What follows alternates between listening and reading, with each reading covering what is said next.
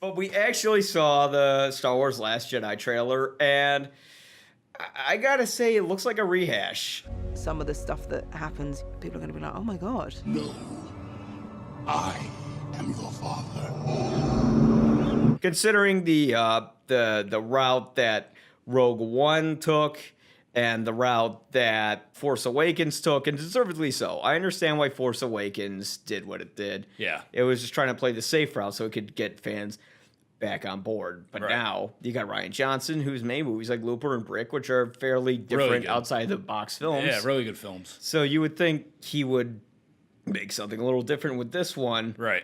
But immediately when I'm seeing imagery of ships coming towards AT-ATs, or what I read on the internet are gorilla walkers. Really? Yeah. And I also saw some imagery of the Millennium Falcon flying amongst the clouds again. Okay. It looked Cloud a little City. bit, yeah. Yeah, yeah. Oh, and a rebel base under attack. Oh, yeah. Was it- Correct. Yeah. It wasn't that they didn't show enough. They just didn't show enough of something that was different. The cast has been saying that it's similar to The Empire Strikes Back. Yeah. Now, I don't know if they meant like in tone, like it's darker, or if they meant in terms of the actual story, structure-wise, if it has similarities. Yeah, and I don't know if there's any other people on the script, but like Rian Johnson is a really good writer. Brick is a film that is like amazing, like noir dialogue. It gets too hot. You got a discipline issue with me? Write me up or suspend me. It's like a Humphrey Bogart film with high school students. kids. Yeah, it's just like that, and that putting him in the Star Wars universe, and after you watch that movie, you kind of like think to yourself, that is a really interesting combination. I think that's one of the things that gives me confidence, at least, that it'll be something different, because his script writing, his screenplay could be something that he really wants to, put his spice of writing in. Yeah. So, I mean, that's his opportunity to really show what can I do with Star Wars that people haven't seen before. right. And I really hope he does that, and I just hope this trailer is just misleading. I'm hoping it'll be a little shocking, but I'm hoping it'll feel real and honest. Like you said, it doesn't have to repeat or copy Empire Strikes Back. Yeah, we had that with Force Awakens, and that was the only time they could do that. Yeah. I think by the time we saw Rogue One, people are already starting to feel some Star Wars fatigue. Yeah. Red Letter Media actually pointed out the best. They said the Star Wars universe, if you really think about it, is extremely limited. You can only have stormtroopers, TIE fighters, X-Wings, Death Stars. The thing was, with the prequels, they were bad movies, but the world building that George Lucas did was actually quite brilliant. Right. When you had Planet Naboo, which was basically a giant version, it was a planet that was basically Venice. And then you had the whole, not Cloud City, but Coruscant. Yeah, Coruscant. The entire planet is one big city. There's Chancellor Valorum's shuttle. And look over there. Senator Palpatine is waiting for us. That was an entire planet that was a metropolis.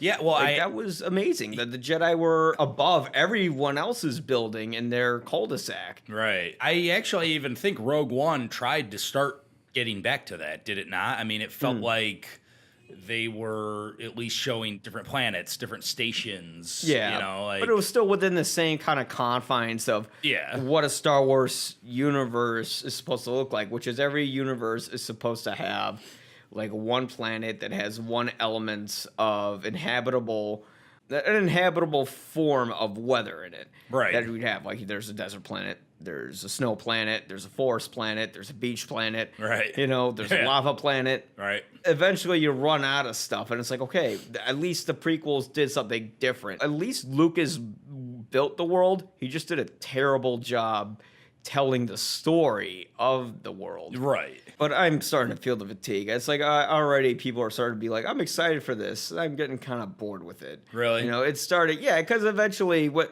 Star Wars is special because it was something that would come out every once in a while and you'd see. It was a generational event. And it's coming to your galaxy this summer. Coming to your galaxy next summer. Begins May 25th at a theater in your galaxy.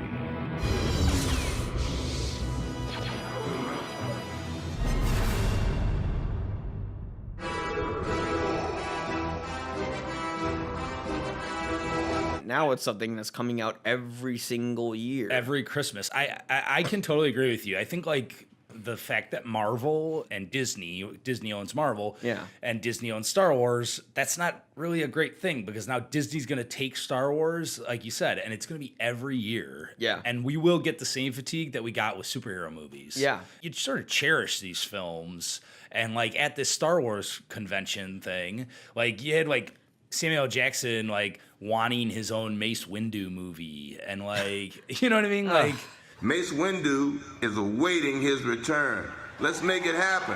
Kathy, you're sitting right there. I know you know what to do. And there's a young Han Solo movie. It's like, we really need to know about the young Han Solo. What story is there to tell? Why can't people have mystery? Episode 9... Colin Trevorrow's doing it. Colin Trevorrow, yeah. Trevorrow. Who cares? Yeah. Movies like this and Star Wars are the only films where a character can yell, like, no! Like, and you buy it. That guy who just Jurassic looks like World.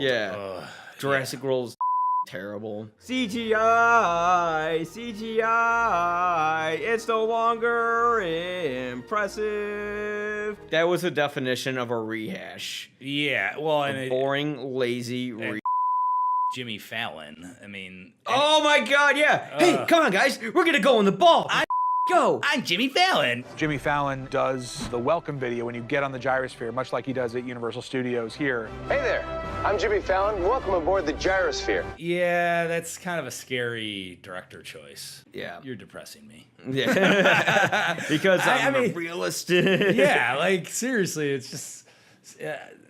Rian Johnson's a good pick. Like, it'd be cooler if they were picking, you know, Johnson for both films. Right. Like, I don't understand why they don't do that. Like, because they want to like capture the magic when they had different directors. It's like, you mean when they're forced to have different directors?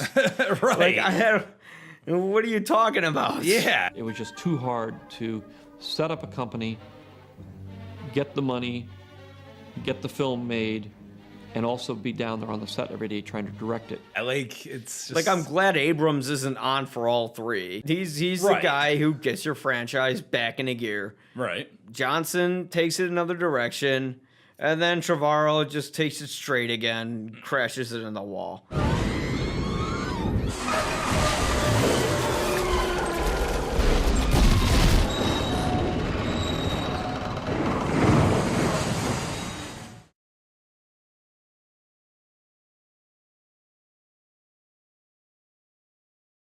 Another happy landing.